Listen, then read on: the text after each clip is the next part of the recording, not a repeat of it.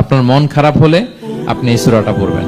আমাদের এরকম অনেক সময় হয় না যে হতাশ, দেয়ালে পিঠ ঠেকে গেছে, কোনো বের হওয়ার রাস্তা নাই, কই যাব, কোথাও সফলতা নাই, সবাই আমাকে ভুল বুঝতেছে, এরকম মাঝে মাঝে হয় না? আমাদের সবার লাইফে আপস এন্ড ডাউনস আছে। আপনি যখন ভারাক্রান্ত হবেন, কষ্টে থাকবেন, এই সূরাটা পড়বেন, দেখবেন যে আপনার ডিপ্রেশন দূর হয়ে গেছে।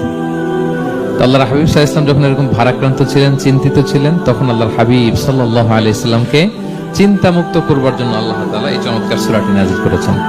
আল্লাহ নাযিল করলেন, আউযু বিল্লাহি মিনাশ শাইতানির রাজিম, বিসমিল্লাহির রহমানির রহিম, ওয়াদ-দুহা ওয়াল-লাইলি ইযা সাজা মা ওয়াদ্দাআকা রাব্বুকা ওয়া মা ক্বালা ওয়ালাল আখিরাতু খায়রুল লাকা মিনাল উলা ওয়ালা সাওফা ইউতিকা রাব্বুকা